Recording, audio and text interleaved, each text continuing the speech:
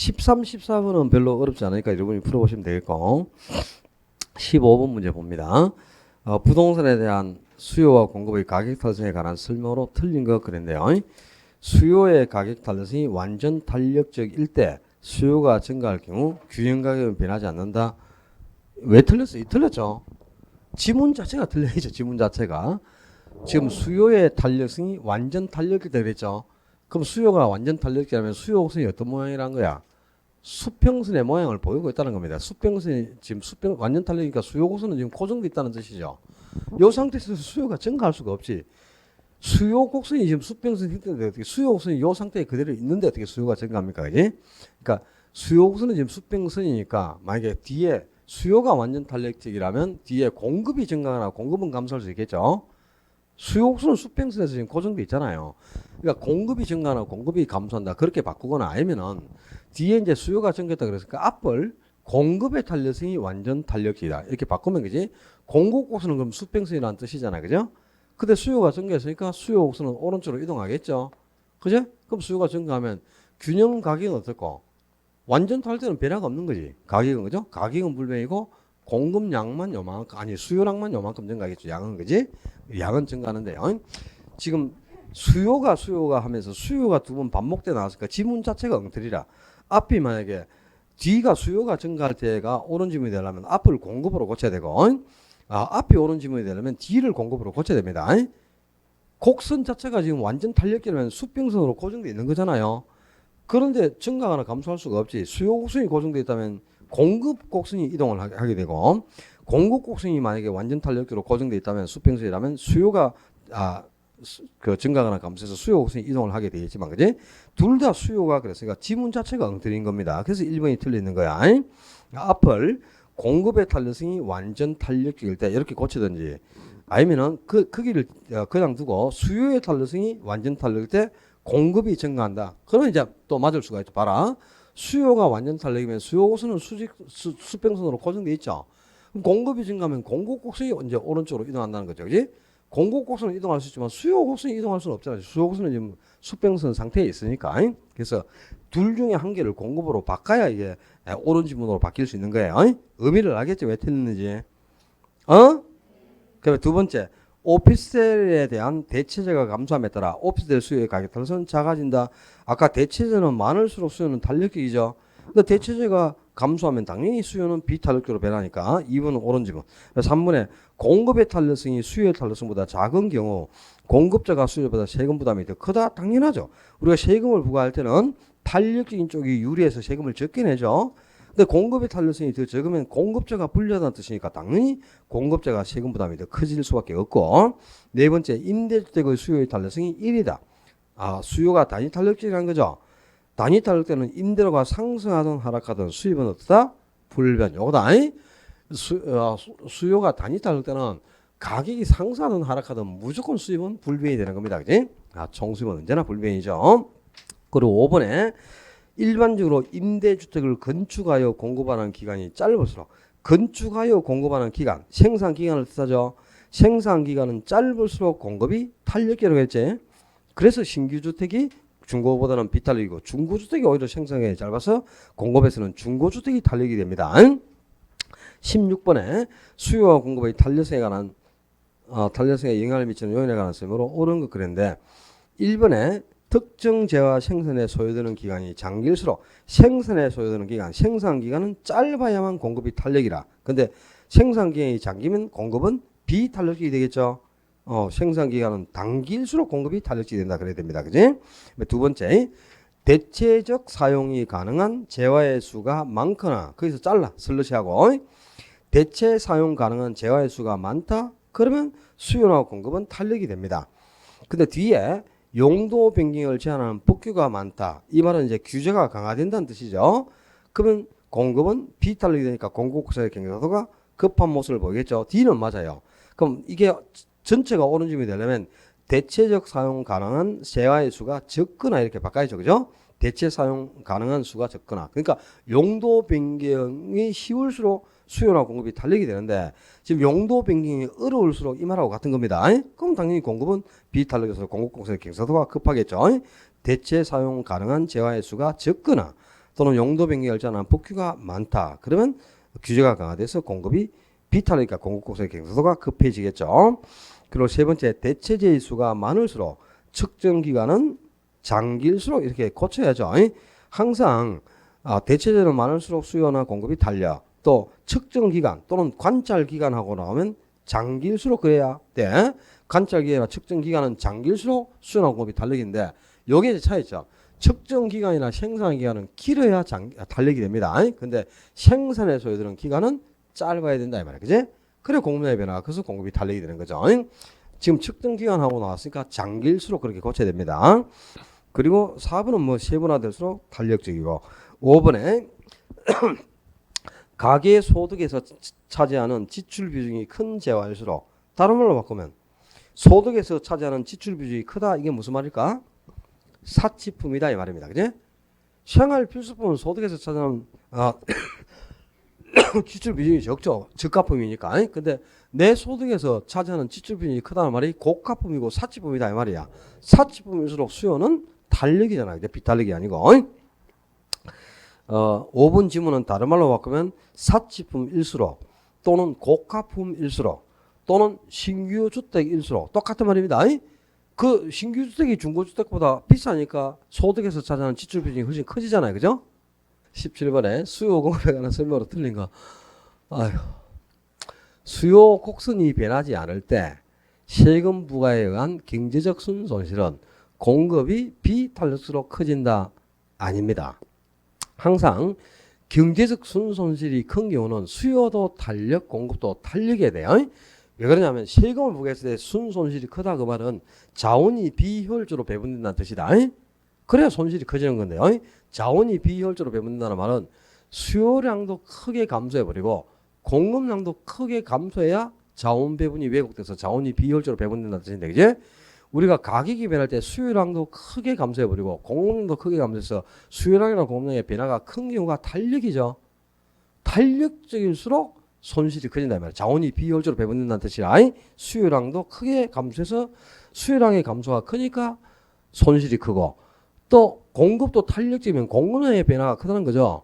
그럼 공급량도 크게 감소해버리니까 당연히 손실이 커진다 그 말입니다. 그래서 언제나 경제적 손실은 수요도 탄력, 공급도 탄력일 때 손실이 커지고 비탄력일수록 손실은 적어지는 겁니다. 요 지문도 우리 기출 문제 풀이할 때 다 해설을 했고 다 알고 있어야 될 지문이야 이미요. 시험에 나왔던 기출 지문이니까 좀 어렵죠 1번 지문이. 그 다음에 2번에 수요가 증가하면 공급이 비탄력수록 가격이 더 크게 상승한다. 그렇죠. 요 지문은 약방 감소처럼 나오는 지문. 무조건 가격은 언제 변동폭이 커진다. 비탄력이로. 그러니까 탄력이 아니고 비탄력 때가 가격은 상승하더라도 크게 상승하고 하락할 때도 크게 하락합니다. 그리고 용도 변경이 열지 않은 법규가 강화된다. 규제가 강화되면 수요나 공급은 모두 비탄력이 되겠고, 그다음에 4번에 수요와 공급이 모두 증가하는 경우 균형 가격의 상승 여부는 수요 공급의 증가폭에 의해 결정되고 균형량은 증가한다. 무슨 말이야 도대체 이거? 이거라 이거. 수요와 공급이 동시에 증가하는 경우 그러니까 수요도 증가하고 공급도 증가한다는 뜻이죠. 그러면 수요와 공급이 동시에 증가할 때는 균형가하고 양 중에서 이게 동일방으로 변했으니까 양은 어떻게 되죠? 반드시 증가하잖아. 양동가수 중에 양동이니까 그지? 양은 동일방으로 반드시 증가하죠. 근데 가격은 알 수가 없죠. 알 수가 없다는 것이 상승할 수도 하락할 수도 불변일 수도 있죠. 그죠? 그러면 수요와 공급이 동시에 증가할 때 이 균형 가격이 상승하는지 하락하는지 요 여부는 요 두 개의 폭에 따라 달라진다 이 말이야. 그러니까 요 수요와 공급이 증가하는 경우가 세 가지 경우가 있다 그랬지. 수요 증가가 공급 증가보다 더 클 수가 있고 또 수요 증가보다 공급 증가가 더 클 수 있잖아. 그죠? 그리고 수요 증가와 공급 증가가 같을 수가 있지 않습니까? 그지? 그죠? 그러면 요 세 가지 중에서 수요 증가가 더 큰 경우는 가격이 상승하고 양도 증가하잖아요. 근데 공급 증가가 더 클 때는 가격은 하락하고 양은 증가하는 거잖아. 그지? 그러니까 자, 수요와 공급이 동시에 증가할 때 균형량은 증가한단 말이야. 양은 증가하는데 균형 가격이 상승하는지 하락하는지 여부는 수요 증가와 공급 증가가 어느 게 더 큰지 그 폭에 따라서 달라진다 이 말입니다. 알았나? 뭔 말인지? 요걸 지금 설명하는 지문이야. 지금 이 지문 자체가 어렵죠. 이해했나 요 지문을 문제 풀면서. 뭔 말인지 모르지 뭐. 잠깐 봐. 비몽사몽 해가지고 뭐 그지 풀긴 풀어도 진짜 뭐 이해를 하고 풀어야 될 거 아니야. 그러니까 수요와 공급이 모두 증가할 때는 두 개가 동을 보니까 양동이죠. 양동이니까 양은 반드시 증가하죠. 그러니까 끝에 그 4번 지문에 끝에 양은 증가한단 말이야. 근데 가격은 상승하는지 하락하는지 변화가 없을 수도 있잖아. 그죠? 불변일 수도 있죠. 그러니까 지금 수요 증가, 공급 증가 폭이 같을 때는 가격은 불변이고 양만 증가하는 거잖아. 그지? 요 변화폭이 동일 때는 두 개의 방향을 가지고 양동가스를 접목한 후 한 개는 불변이다 그랬지. 그 이 가격이 상승하는지 하락하는지 변화가 없는지 요 여부는 요 증가 폭에 따라 달라진다 이 말입니다. 그죠? 어느 게 더 증가 더 큰지 그 폭의 여부에 따라서 다르게 결정될 수밖에 없는 거죠. 그죠? 뭔 뜻인지 이제 이해됐지? 자, 5번 지문에 부동산 수요 곡선상 수요량은 주어진 가격에서 부동산 구매 의사와 구매 능력이 있는 수요자가 구매하고자 하는 수량. 그러니까 자, 우리 이제 지난주에 수요 공급에 대해서 수요 그러면 첫째는 일정 기간이 명시되어야 측정이 가능한 유랑 개념이고, 그죠? 두 번째는 실제로 구매한 양이 아니고 실제로 구매한 양은 뭐라 그러죠? 실제 이미 구매를 해버리면 그건 소비량 또는 구매량이라고 한단 말이야. 근데 수요량은 실제로 구매한 양이 아니고 구매하고자 의도하는 양. 그러니까 아직 물건을 사기 전이니까 사전적 개념이죠. 그리고 또 수요는 구입 의사와 구입 능력을 동시에 갖추고 있는 유효 수요여야 한다 그랬잖아. 그죠? 그걸 지금 뜻하는 지문이죠. 5번 지문은 유효 수요이고 사전적 개념이다 그런 뜻입니다. 18번 탄력성에 관해서 이건 틀린 건데 2번 지문 보자. 수요 곡선이 직각상 곡선인 경우 그래서 무슨 말?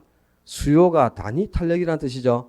탄력성이 1이라서 단위 탄력가 곡선이 직각상 곡선이죠. 그때는 재화 가격의 상승 하락은 공급자의 총수비에 아무런 영향을 미치지 못한다. 그렇다 이 말이야. 요거죠. 요거.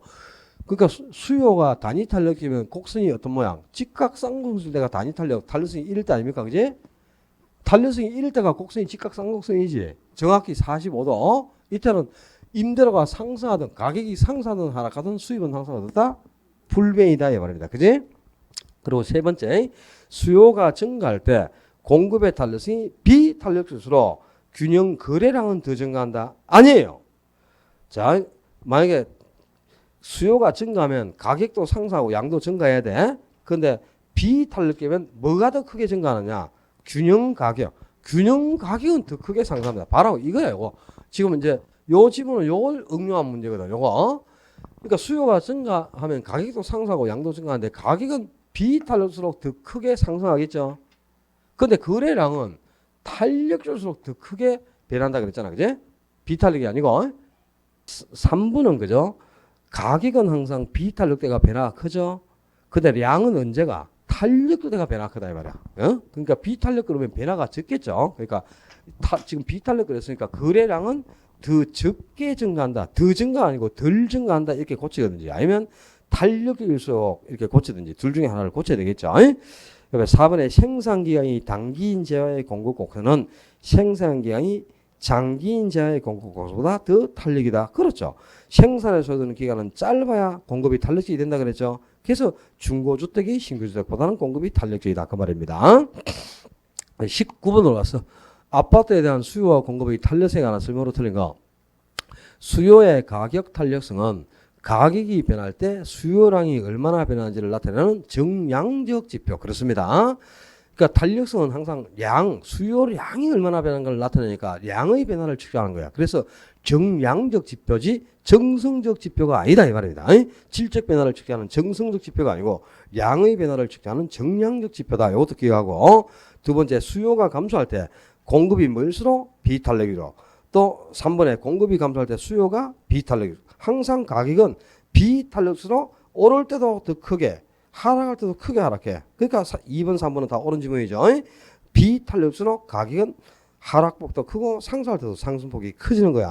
언제나 가격은 이렇게 비탄력. 그리고 량은 탄력대가 변화가 큰 겁니다. 요 가격이 비탄력수록 변화가 크다는 거는 늘 나오는 지문이에요. 요 지문은 그냥 또 답으로도 빈번하게 요구되니까 반드시 기억을 해야 될 지문이야. 그리고 4번에 완전 비탄력이면 뭐가 변화가 없다? 거래량이 변화가 없죠. 가격이 변화가 없는 게 아니고, 그죠? 4번이 틀렸네. 그다음에 5번에 완전 탄력되는 가격이 불변. 4번처럼 완전 비슷할 때는 거래량이 변화가 없이 거래량이 불변이 되는 겁니다. 량이 아니고. 항상 요 네 가지 포인트 딱 이거는 기계적으로 그냥 외우고 있어야 돼. 완전 탄력일 때는 가격이 불변이고 완전 비탈이면 량이 불변. 가격은 언제나 비탈수로 변화하거다. 이건 뭐 잊어버리는 순간 그냥 한 문제는 반드시 틀릴 겁니다. 어떤 행태로든 지금 반드시 출제가 됩니다. 잊어버리지 말고. 뒤로 가봅시다. 가서 22번 봅시다. 22번. 지금부터 이제 계산 문제다. 다음의 가로에 들어갈 내용으로 옳은가? 어떤 도시의 이동식 임대주택의 시장 수요 함수는 수요량이 800-2p, 공급 함수는 원래 이 가격이 200에서 300으로 공급 함수에서는 가격만 300으로 200원인데 300으로 변했습니다. 그래서 거래량의 변화량은 어떠냐? 그리고 공급곡수는 어떤 모양을 지니냐 그랬는데 일단 그죠? 거래량이 어떻게 변한가를 한번 볼까? 량이 지금 명시되는 거는 수요 함수에서만 수요량이 800-2p로 양이 나와 있죠. Q가 량이잖아요. 양. 공급 함수에서는 양이 지금 명시되어 있지 않아요. 수요 함수에서는 수요량이 800-2p인데 가격이 원래 공급 함수에서 가격이 200이었죠. 그럼 P에다가 200을 대입하란 말이야. 그럼 수요량이 얼마입니까? 량이 800-400이니까 400이었다는 뜻이죠. 그죠? 근데 이제 가격이 300으로 변했어. 그 P에다가 300을 대입해봐. 그러면 양이 얼마로 변해? 200으로 변하죠. 그럼 양은 400에서 200으로 변했으니까 200만큼 감소했죠. 지금 균형 거래량은 200 감소합니다. 그건 알았죠. 그럼 공급 곡수는 어떤 모양이냐면 공급 곡수는 이렇다는 거지. 원래 그죠? 공급 곡수에서는 가격이 얼마? 200에서 고정돼 있었다 이 말이야. 200 그대로고. 그다음에는 이제 공급 함수가 변했지만 가격이 또 300에서 그대로 고정돼 있다는 뜻입니다. 그랬더니 양만 얼마에서? 양은 얼마에서? 400에서 200으로 감소한다. 양은 400에서 200으로 변하니까 양은 변화된 걸 알겠죠? 양은 200만큼 감소했잖아. 그죠? 근데 가격은 원래는 200에서 그대로 고정돼 있고 또 공급함수가 변해도 또 두 번째도 300에서 가격은 그대로 고정돼 있다 이 말이에요. 그래서 가격은 지금 완전 탄력적인 형태가 된다 이 말인데요. 왜 완전 탄력적인 걸 알 수 있냐면 양은 변화가 생겼어요.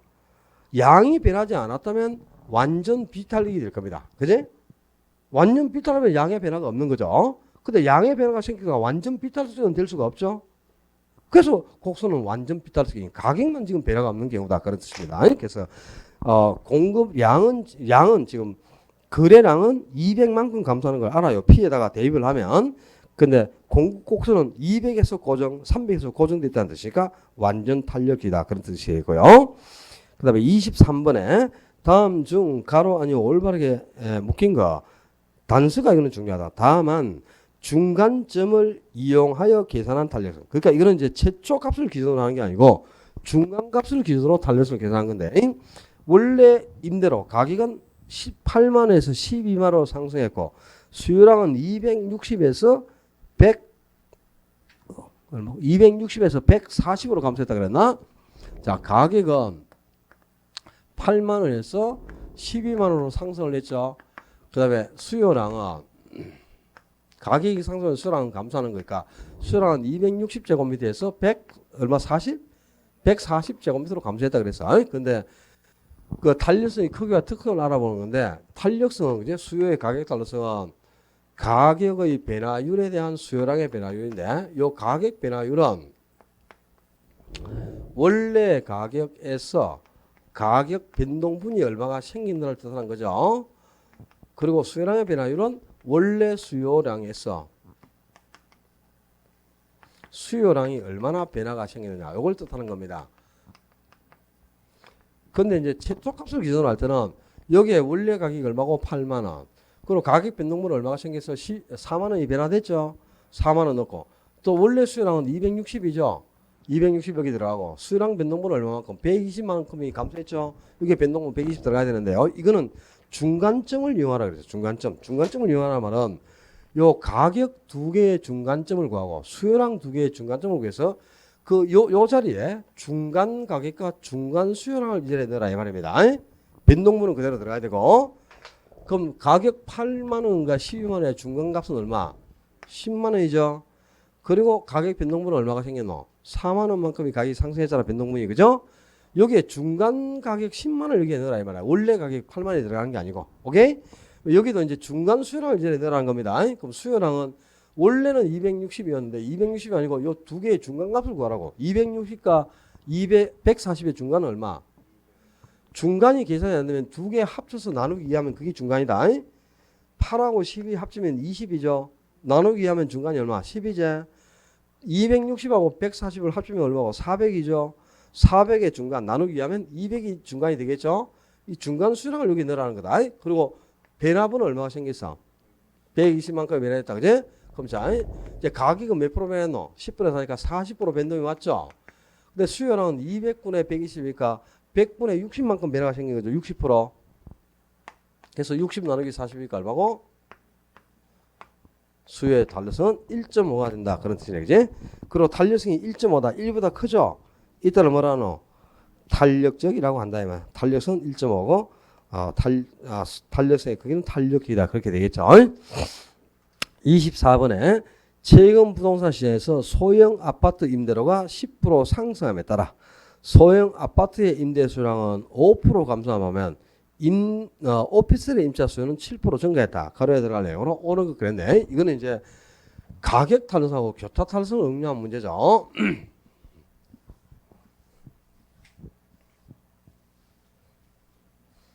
지금 제가 소형 아파트가 나왔어. 근데 아파트 가격이 몇 프로? 10% 상승했단 말이야. 10%. 아파트 가격 10% 상승하면 아파트 사 안 사? 안 사겠죠. 그래서 아파트 수요랑 어떻게 됐어? 몇 프로 어떻게 됐노? 5%가 감소했단 말이야. 그럼 아파트 안 사면 다른 거 뭐 삽니까? 그게 오피스텔이 나왔나 뭐가 나왔노? 오피스텔 나왔죠. 그럼 오피스텔을 더 사니까 오피스텔 수요는 어떻게 됐어? 7%가 증가했다 이 말이야. 그랬을 때 기업은 뭘 구하라 그랬나? 가격 탄력성을 구하라. 아파트의 가격 탄력성. 가격 탄력성은 아파트의 가격이 변할 때 아파트의 수요량이 얼마나 변하는가를 측정하는 거지. 그러니까 아파트 가격이 10% 상승했어요. 그래서 아파트 수요량은 5%가 감소를 했죠. 이게 상승분은 플러스 값이고 감소분은 마이너스 값이 되니까 음수가 나오겠지만 가격 탄력성은 항상 절대값으로 계산한다 그랬대. 절대값. 그러니까 부의보도 무시되니까 그럼 그냥 10분의 5하고 똑같아. 2분의 1이죠. 그러니까 0.5가 되겠죠. 마이너스 0.5가 아니고 그냥 0.5입니다. 근데 탄력성이 가격 탄력성이 1보다 작다. 이때를 비탄력이라는 거죠. 그죠? 그래서 가격 탄력성은 0.5로 비탄력입니다. 그러면 이연에 이제 아파트하고 오피스텔의 관계가 어떤 관계에 있는가를 알아봐라 그래서. 그지? 그거 아니야? 근데 아파트 가격이 상승했을 때 오피스텔 수요 증가했죠. 그럼 가격과 수요가 동일반이지. 가격하고 수요가 동일반으로 변하는 두 제한은 대체제다 그 말입니다. 그지? 그래서 두 제한은 대체제 관계에 있다 그 말이고. 만약에 디귿 없는데 디귿 해가지고 아파트하고 오피스텔에 대한 교차 탄력성을 계산하라. 그래서 아파트 가격에 대한 오피스텔 수요의 교차 탄력성을 구하라. 그러면 이제 교차 탄력성은 분모 문제 같은 제가 들어가면 안 되죠. 두 제와의 관계를 보는 거란 말이야. 그러니까 아파트의 가격이 변할 때 다른 제와인 오피스텔의 수요량이 얼마나 변하는가 이걸 측정하는 게 교차 탄력성이잖아요. 그죠? 여기에 오피스텔 수요량이 들어가야지 아파트 가격이 들어가면 안 됩니다. 그럼 아파트 가격이 10% 상승하자. 오피스텔 수요는 7%가 증가했죠. 그럼 상승분 플러스고 증가분도 플러스니까 이거는 양수가 나와야죠. 그러니까 교차 탄력성이 얼마고? 0.7. 교차 탄력성이 0보다 큰 양수가 나왔죠. 교차 탄력성이 양수다. 그럼 요 두 제한은 무슨 제와? 교차 탄력성이 0보다 큰 양수면 두 제한은 대체제다 이 말입니다. 대체제라는 걸 알 수 있어요. 지금 가격과 수요가 동일반으로 변하잖아. 그죠? 그럼 당연히 대체제지. 요거까지 이제 같이 계산을 할 줄 아셔야 돼요. 항상 이 문제는 자 올해 나올 문제다 이거. 가격 탄력성하고 교차 탄력성 응용해가지고 가격 탄력성 구하고 소득 교차 탄력성도 계산하고 두 제의 관계까지를 알아봐라. 요 문제가 올해 이제 예상되는 문제니까 유형을 익히고 풀어야 돼요. 그 다음에 25번에 A 부동산에 대한 수요의 가격 탄력성과 소득 탄력성이 각각 0.9와 0.5다. A 부동산 가격이 2% 상승하고 소득이 4% 증가한 경우에 A 부동산 수요량의 전체 변화율은 어떠냐 그랬는데요. 이게 이제 소득 탄성하고 교차 탄성을 다 응용한 소득 가격 탄성, 소득 탄성을 전부 한꺼번에 응용한 문제죠. 이거는 이제 앞에 걸 좀 지워보자.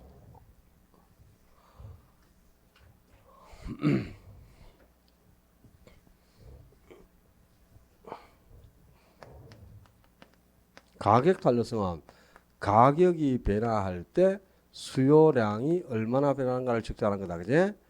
그 다음에 소득 탄력성.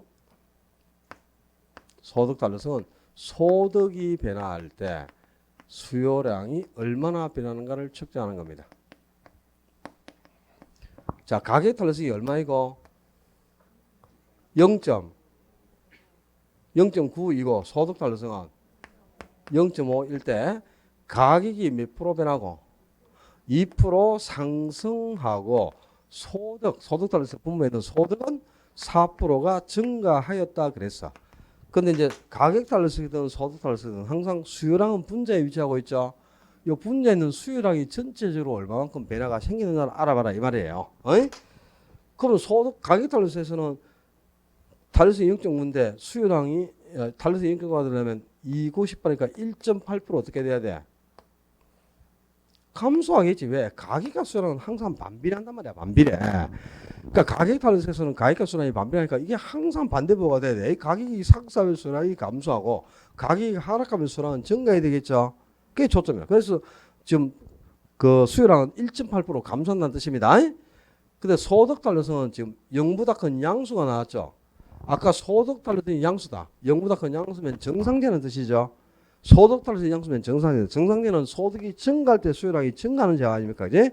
그러면 소득이 증가했으니까 수요량도 증가하겠죠. 그럼 수요량이 몇 프로? 4, 5, 20이니까 2% 증가한다는 뜻이지. 그지? 그래서 수요량이 지금 앞에는 1.8% 감소인데 뒤에는 2%가 증가했죠. 그럼 증가분 2%에서 감소분 1.8을 상쇄시켜. 그러면 0.2가 남잖아. 그지? 증가분이 0.2만큼 크죠. 그래서 전체적으로 수요량은 0.2%만큼 증가한다 이 말이다. 그지? 1.8에서 2로 변했으니까 2% 변했으니까 0.2 증가했네. 그래도 되고 감소분은 1.8인데 증가분이 2% 아닙니까? 그럼 증가분에서 감소분을 상쇄시켜도 0.2가 남잖아. 그죠? 증가분 0.2가. 그래서 전체적으로 수요량은 0.2% 증가한다 이 말이야. 그 다음에 26번 똑같은 문제고 27번 아파트에 대한 수요의 가격 탄력성은 0.6, 소득 탄력성이 0.4. 그 다음에 오피스텔 가격에 대한 아파트 수요량은 수요의 교차 탄력성이 0.2입니다. 0.6, 0.4, 0.2인데 아파트 가격, 또 아파트 수요의 소득 그리고 오피스텔 가격이 각각 3%씩 상승했을 때 아파트 전체 수요량의 변화율은 똑같은 문제라 이거. 봐. 가격 탄력성, 소득 탄력성, 또 교차 탄력성까지는 한 개 더 준 거야 이거는. 교차 탄력성은 X제의 가격이 변할 때 다른 제인 Y제의 수요량이 어떻게 변하는가 요걸 측정해 가지고 두 제의 관계를 알아보는 거잖아. 그지? 자, 가격 탄력성은 0.6이고 소득 탄력성은 0.4이다. 그리고 교차 탄력성은 0.2이다 그랬습니다. 그지? 그죠? 그런데 요 가격 탄력성에서 요 가격도 3%가 상승을 했고. 그지? 그리고 소득도 3%가 증가했단 말이야. 그리고 이제 요 교차 탄력성은 거죠. 오피스텔의 가격이 변할 때 지금 해당 지역가 여기서는 아파트가 나와 있거든. 아파트의 수요량이 얼마나 변하는가. 요걸 측정한 게 이제 교차 탄력성 두 제의 관계를 보는 거니까. 아니 근데 오피스텔의 가격도 3%가 상승했다 그랬잖아. 그지? 분모의 값을 전부 3% 줬어. 근데 수요에 따라서는 전부 가격 탄력성이든 소득 탄력성이든 교토 탄력성이든 전부 분자의 수요량이 다 위치하고 있잖아요. 그죠? 이 분자에 있는 수요량이 전체적으로 얼마만큼 변화됐냐 이걸 알아보라 이 말이야. 그 수요량의 변화분을. 그럼 여기서는 이제 가격 탄력성이 0.2인데 가격이 상승을 했죠. 그럼 수요량이 증가해야 돼, 감소해야 돼? 가격 탄력성은 가격과 수요량이 반비례하는 게 수요의 법칙이니까 무조건 수요량이 감소하는 겁니다. 근데 이게 0.2가 되면 3, 6, 18, 1.8% 감소한다는 뜻이죠. 그 다음에 소득 탄력성은 양수라. 소득 탄력성이 0보다 큰 양수면 정상계라는 뜻이죠. 소득 탄력성이 양수다. 그럼 정상계라. 정상계는 소득이 증가할 때 수요량이 증가하는 거잖아요. 그럼 소득이 3% 증가하니까 수요량이 증가하겠지. 몇 프로? 3, 4, 12, 1.2% 수요량이 증가한다 이 말이야. 그다음에 교차 탄력성이 또 0.15 양수가 나와 있어. 그지? 그럼 교차 탄력성이 양수다. 그럼 두 제한은 대치제라는 뜻이죠. 대치제는 x제 가격이 상승할 때 y제 수랑 증가하죠. 가격과 수가 독립하니까 대치해야 되는 거니까. 그지? x제 가격이 상승해서 그럼 y제 수랑도 증가하겠죠. 몇 프로? 0.2니까 2, 3은 6. 이거는 0.6% 증가한다 이 말이잖아. 그지? 그럼 이제 수요량이 봐라. 여기에 다 전체 수요량, 요 분자 있는 게 수요량인데 여기는 1.8% 감소, 여기는 1.2% 증가, 여기 0.6% 증가죠. 그럼 증가분이 총 몇 프로야? 1.8% 증가분이 1.8%잖아. 그지? 근데 감소분도 1.8%죠. 그럼 감소분 1.8, 증가분 1.8을 상계시켜. 1.8% 감소인데 증가도 1.8이니까 수요량은 전체적으로 전혀 변화가 없는 거죠. 수요량의 변화는 0이 되는 거죠. 0, 그죠? 전체 수요량의 변화는 0입니다. 증가분도 1.8%고 감소분도 1.8이니까 전체 변화율은 0이 되겠죠. 그죠? 변화가 없으면 이렇게 되겠죠. 방법 알겠어? 한 개 더 해본다. 28번. 어느 지역의 오피스텔에 대한 수요의 가격 탄력성은 0.6, 소득 탄력성은 0.2다. 근데 오피스텔의 가격이 5% 상승함과 동시에 소득이 변하여 전체 수량이 1% 감소했어요. 이때 소득 변화율은 그랬네, 그지? 자, 이 똑같은 문제입니다. 지금 가격 탄력성하고 소득 탄력성 두 개를 응용한 문제란 말이야. 근데 가격 탄력성이 0.6, 소득 탄력성이 0.5 좋죠, 지금. 가격 탄력성은 0.6, 그다음에 소득 탄력성은 0.5이다 이 말이야. 이게 주고 왜 가격이 몇 프로 변했어? 5% 상승했어요. 가격이 5% 상승했는데도 불구하고 전체 수요량이 어떻게 전체 분자에 있는 수요량이 전체적으로 어떻게 됐다고? 1%만큼 어떻게 됐다고? 감소했어. 전체 수요량이 1% 감소했다면 요 분모에 있는 소득이 지금 소득 단에서 분모의 소득이 있죠. 요 소득이 얼마만큼 변화되는가 요걸 알아보는 거야. 그죠? 그럼 자 가격 탄력성이 0.6이 나왔으니까 요 분자는 몇 프로가 돼요? 5, 6, 30이니까 3%가 되겠죠. 근데 3%가 어떻게 됩니까? 감소한단 말이야. 감소. 수요량이 가격이 상승하면 수요량이 감소하는 게 수요의 법칙이지. 그럼 수요량이 3% 감소해야 될 거 아니야. 그지? 근데 소득이 변했고 수요량이 전거보다 전체적으로 1%가 감소해버렸다 그랬어. 그럼 3% 감소해서 1%만큼 감소하면 여기는 증가분이 2%가 증가를 해야만 전체적으로 1% 감소가 되겠네. 감소분이 3%인데 증가분이 2%야 감소분이 상계돼가지고 1%가 남겠죠. 전체적으로 수요량이 1% 감소한다 그랬으니까. 그지? 그럼 여기는 수요량이 2% 증가한다는 뜻인데 그렇다면 분모는 이게 2배가 돼야 되겠죠? 그리고 소득은 4%가 어떻게 돼야 돼? 증가하겠지. 왜? 소득 따라서 양수잖아 지금. 양수면 소득과 수요량이 동일반으로 돼야 되니까 소득이 4% 증가한다. 이게 답이 되겠죠. 그죠? 그 비율만 뭐 계산하면 되니까 4가 나와야 되겠죠. 일단 29번도 똑같은 유형이니까요. 여러분이 풀어보면 되고 28번하고 똑같은 겁니다. 그다음에 30번 좀 전에 풀었던 거하고 똑같은 유형인데 31번을 풀어보면 되겠네. 30번, 31번 똑같은 유형이잖아. 이제 아파트 매매 가격이 16% 상승함에 따라 다세대 주택의 매매 수요량은 8% 증가하고 아파트 매매 수요량이 4% 감소한 경우에 첫째는 가격 탈승 구하고 두 번째는 교차 탈승을 구하고 세 번째는 아파트하고 다세대의 관계를 알아봐라. 요거다 요거.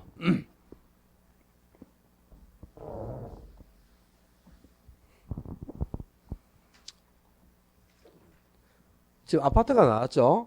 아파트의 가격이 16% 상승함에 따라 다세대 주택의 매매 수요량은 어떻게 되고 8% 증가했어요. 그리고 아파트 이제 가격 상승하면 아파트 안 사. 그리고 아파트의 수요량은 4%가 오히려 감소했다 그랬지. 그랬을 때 첫째 가격 탈선을 구하라. 지금 아파트라는 제가 나왔지. 그 가격 탈선 아파트의 가격이 변할 때 아파트의 수요량이 얼마나 변한가를 측정해야 되죠. 그 아파트 가격이 몇 프로? 16% 상승했단 말이야. 아파트 가격이 16% 상승하면 아파트 안 사겠지. 그러니까 아파트 수요량이 오히려 4% 어떻게 했다고? 감소했단 말이야. 감소. 그죠? 그러니까 이거는 16%에 샀는데 요거는 상승분이 증가, 감소분은 마이너스지만 가격 탈선은 절대값으로 계산한다 그래서 음수가 나올 수가 없어요. 16%에 사니까 4분의 1이죠. 그 얼마? 그냥 0.25가 되는 거야. 플러스 0.25. 마이너스 0.25는 나올 수가 없어요. 가격 탈선은 항상 양수만 나오는 거니까 절대값이라서. 그러면 두 제의 관계부터 한번 알아봐라. 아파트하고 오피스텔 관계. 아파트 가격 상승했죠. 그랬더니 아파트 안 쓰고 다세대를 더 많이 샀으니까 다세대를 더 많이 사서 다세대 수요 증가했죠. 그럼 가격과 수요가 동일방향이지. 그럼 두 제는 당연히 대체적 관계에 되어 있죠. 그죠? 두 제의 관계는 대체제라. 가격과 수요가 동일방향이니까. 그래서 교차 탄력성은 아파트의 가격이 변할 때 다세대 주택의 수요량이 얼마나 변한가를 측정해야 되죠. 여기 아파트 수요량 들어가면 안 돼. 가격 탄력성은 그죠? 아파트는 한 상품을 놓고 아파트 가격이 변할 때 그 해당 상품인 아파트의 수요량이 얼마나 변한가를 측정하는 겁니다. 수요량의 변화 정도가 큰지 적은지를 알아보는 거잖아요. 근데 교차 탄력성은 두 제와의 관계를 보는 거란 말이야. 그러니까 아파트가 넣으면 분자에 아파트가 들어가서는 안 돼. 다른 제와인 다세대 주택의 수요량이 들어가야지. 알았어요? 여기 아파트 수요량을 넣어버리면 그건 가격 탄력성을 구한 게 교차 탄력성을 계산한 게 아니란 말이야. 요걸 구분하지 못하면 아무것도 안 돼. 그럼 아파트 가격이 16% 상승했을 때 아파트 안 사고 대신 다세대를 더 많이 샀어. 그랬더니 다세대 주택의 수요량은 8%가 증가를 했죠. 그럼 이거 상승분 플러스고 증가분도 플러스니까 당연히 양수가 나와야지. 또 대체제는 당연히 교차 탄력성이 0보다 큰 양수가 나와야 대체제 아닙니까? 그지? 양수가 나옵니다. 16분의 8이니까 2분의 1이잖아요. 그러니까 0.5가 되겠네. 그지? 가격 탄력성은 0.25, 교차 탄력성은 0.5. 두 제와 관계는 대체제 관계에 있다. 그런 뜻이 되겠죠. 그죠? 해결하겠어요. 풀어야 됩니다. 응? 올해 예상되는 문제가 이게 31번처럼 요 문제가 올해 나올 유형이다. 이렇게 보시고 당연히 30번, 31번 해결점을 갖추고 계셔야 돼요. 32번은 28회 기출 문제인데 실제는 이 문제는 잘못됐다고 봐야죠. 잘못된 문제인데 그 당시에 이제 1차 학기 때가 워낙 많아가지고 이 신청은 안 받아들였어요. 근데 문제를 이렇게 내면 안 되지, 실제는. 지금 아파트에 대한 다세대 주택 수요의 교차 탄력성을 구하라 그랬는데, 교차 탄력성은 봐요. 아파트 가격에 대한 다세대 주택의 수요량의 교차 탄력성 그랬죠. 그럼 분모가 아파트 가격 들어가고 분재 다세대 주택 수요량 들어가면 되지, 그니? 근데 거기에 보면은 가구 소득이 10% 상승하고 아파트 가격이 5% 상승했을 때 다세대 주택의 수요는 8% 증가했다 그랬지. 그 아파트 가격이 5% 상승 나와 있고 다세대 주택 수요랑 8% 증가했다 그랬으니까 5분의 8이네. 그럼 8 나누기 5 하면 이거는 1.6 나와야지. 답이 바로. 근데 이렇게 계산하지 말라는 뜻이라. 이렇게 계산하지 말고 소득 탄력성을 응용해가지고 계산해보라 이 말인데요. 지금 교차 탄력성을 구하는 건데 아파트 가격은 나와 있죠 지금. 아파트 가격이 5%가 어떻게 했다? 상승했어요. 그래서 다세대 측의 수요량이 몇 프로 변한 걸 가지고 교차탄력을 구하라 이 말이라. 그런데 가구 소득이 10% 상승하고 아파트 가격이 5% 상승했을 때 다세대 측의 수요는 8%가 증가했어. 다세대 측의 수요의 소득 탄력성은 0.6인데 아파트와 다세대 측은 대체적 관계에 있다 그랬네. 자, 소득 탄력성이 나와 있다. 소득 탄력성이 0.6이다 말이야. 그럼 소득 탄력성은 소득이 변할 때 수요량이 얼마나 변한가를 측정하는 거죠. 소득 탄력성이 0.6이 나와 있습니다. 근데 소득이 몇 프로? 10%가 어떻게 됐다고? 상승했다 그랬잖아요. 그지? 소득이 10% 상승했다 그랬죠. 그러면 분자의 수요량은 몇 프로? 6%가 증가하겠지. 소득 탄력성이 양수잖아. 0보다 큰 양수. 그럼 정상이라는 뜻이니까 소득이 증가하면 수요량도 증가하겠죠. 그럼 수요량이 6% 증가해야 되는데 전체적으로 수요량이 몇 프로 증가했다고? 8% 증가했다 그랬잖아요. 수요량이 8%. 그죠? 가구 소득이 10% 증가함에 따라 다세대 주택의 수요량이 8% 증가했다 그랬죠. 그럼 앞에 여기 소득 탄력성이 되면 6% 증가했는데 전체적으로 8% 증가했으면 여기에 수요량이 2%가 증가했다는 뜻이라. 그래야 6% 증가해서 2%를 증가하니까 전체적으로 8% 증가했다는 뜻이잖아요. 그죠? 거기서 증가분이 여기에 2%가 되니까 그러면 가격이 5% 상승할 때 수요량이 2% 증가하면 5분의 2죠. 그럼 이거는 0.4 이렇게 되네. 그지? 그렇게 해서 교차탄력을 0.4를 구해보라 이런 뜻이에요. 근데 원래 이렇게 내면 안 됩니다. 이거는 이렇게 내면 안 되고 유형을 완전히 바꿔야지 0.4를 주려면 답을. 원래는 이건 잘못된 문제죠. 그래서 X하고 그냥 풀지 마. 내가 풀어줬지만 풀지 마.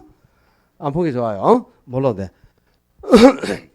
자, 탄력성까지를 이제 쭉 정리해가지고 그 수요 공급의 기본 개념, 그다음에 또 규영점의 이동, 또 탄력성에서 가격 달성, 소득 달성, 교토 달성에서 발생되는 문제까지를 다 접목을 시켜봤는데 상당히 좀 어렵지. 피곤하잖아, 그죠? 공부할 게 이게 한두 개가 아니잖아, 지금. 얼마나 힘들어. 괴롭지만은 초점들을 좀 정리해가지고 문제를 다 풀 수 있도록 하셔야 되겠고, 100페이지 이제 경기변동과 금이변동 갑니다. 이 경기변동은 그냥 뭐 많이도 안 나와요. 경기변동은 한 개. 만약에 이제 금이변동에서 한 문제가 나온다. 그러면 경기변동하고 금이변동 합작하고 두 개를 보시고, 그 금이변동에서 문제가 안 나오면 그냥 부동산 경기변동에서 한 개 정도 이렇게 예상하시면 돼요. 문제 나오는 포인트는 뭐 딱 정해져 있다고 보시면 돼. 자, 부동산 경기는 일반 경기하고 다르죠. 부동산 경기의 특징 아는 대로 얘기해봐. 부동산 경기의 특징. 일반적으로 주기가 부동산 경기는 주기가 일반 경기보다 2배 정도 길죠. 일반 경기는 8, 9년을 주기라는 축을 파동이지만 부동산 경기는 17, 8년을 주기라는 한신의 건축수는 아니다. 그러니까 주기가 2배 정도 길죠. 그리고 또 일반 경기보다 진폭이 커. 왜? 정점이 일반 경기보다 더 높은 데 있고 저점이 일반 경기보다 낮으니까. 그죠? 정점하고 저점을 연결하는 진폭이 커지죠. 그 부동산 경기는 일반 경기는 아주 규칙적이고 일정하게 똑같은 흐름을 가지고 순환을 해요.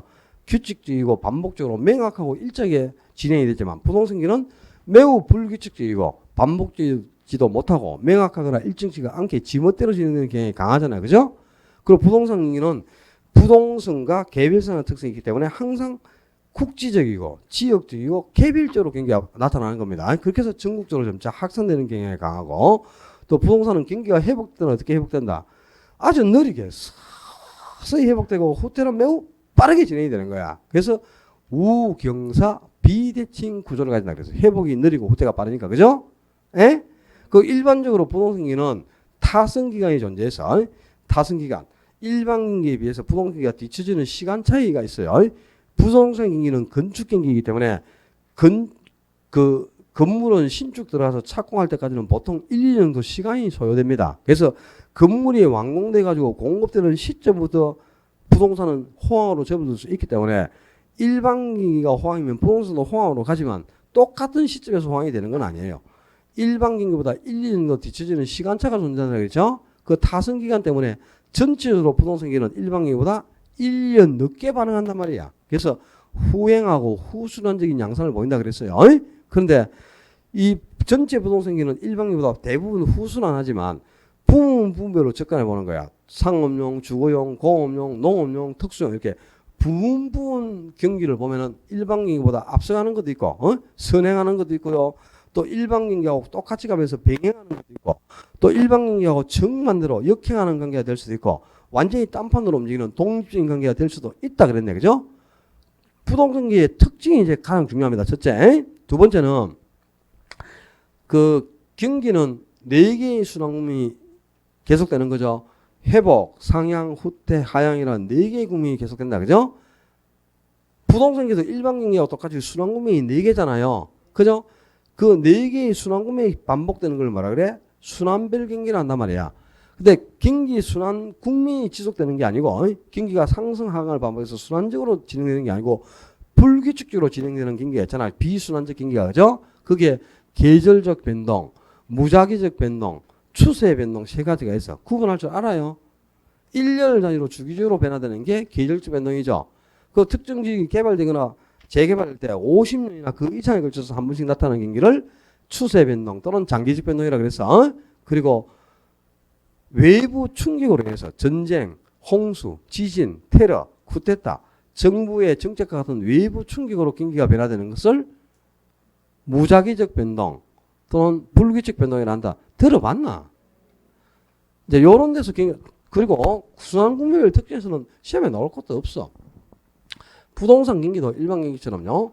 회복, 그다음에 상향, 후퇴, 하향이라는 4개의 국면이 지속됩니다. 근데 이 회복하고 상향 국면은 가격이 상승을 하고 있는 국면이라. 그지? 그다음에 후퇴하고 하향 국면은 가격이 하락을 하는 국면이죠. 가격이 상승할 때는 사야 됩니까? 팔아야 됩니까? 팔아야 돼? 팔아라, 팔아. 그러니까 주식 투자해도 돈을 못 벌잖아요. 살 때 사고 오를 때 사고 내릴 때 파는 겁니다. 여러분들 반대로 하니까 돈을 못 벌잖아요. 그죠? 오를 때 사야지. 사두면 오르는데 덕을 보기 위해서는 오를 때 사야지. 내리면 그죠? 더 내리겠지. 아이고 참네. 그래가지고 사서 모은다. 빨리 팔고 나와야 되는데 손해를 줄이려고. 거꾸로 하니까 그러니까 시험 문제도 틀리잖아요. 사두면 오르는데 사야지 왜 팝니까? 가격이 오를 때는 그죠? 못 사서 안 내립니다. 전부 다. 그러니까 이런 시기는 매수자는 버글버글하다고 사두면 가격에서 오르는데 사야지 왜 팝니까? 매수자는 거래를 앞당기고 잔단 말이야. 얼른 못 사서 안달이야. 근데 매도자는 일찍 팔 이유가 없죠. 놔두면 계속 오르는데 왜 팝니까? 더 오른 뒤에 팔지 이렇게 되겠죠. 그러니까 매수인은 거래를 앞당기고 돼. 얼른 못 사서 안달인데 매도자는 느긋하단 말이야. 더 오른 뒤에 팔지. 그러니까 거래를 늦추고자 하겠죠. 그러면 매도자가 전부 사고자만 하니까 매수자는 많은데 매도자가 기하잖아요.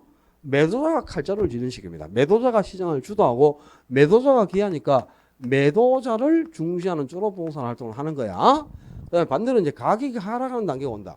가격이 하락할 때는 가지고 있으면 계속 내리잖아요. 그럼 빨리 팔아야 손실을 줄 거 아니야. 여러분은 가격이 하락할 때 사잖아요. 내일은 오르겠지 하면서 물타기 들어가가지고. 그러니까 손실이 더 크잖아. 그지? 10,000원에 샀다. 그러면 9,000원 내려가면 무조건 때리고 놔야 돼. 손절매를 해야 되는데, 그지? 9,000원에서 8,000원 갔는데, 아이고, 내일은 이제 9,000원 오르겠지. 사서 모읍니다. 그죠? 팔고 튀어 나와야 되는데, 나중에 결국 3,000원까지 갚으잖아요, 그게. 그 8,000원에 사고도 잘 샀다 그러지, 자기는. 계속 내려오고 있는데. 얼른 팔고 나와야지. 그러니까 이 가격이 하락할 때는 어떻게 해야 된다? 팔고자 할 거 아닙니까? 손실을 줄이기 위해서, 그지? 그러니까 매도자는 많으나 매수인이 귀하죠. 그러니까 매도자는 빨리 못 팔아서 안달이죠.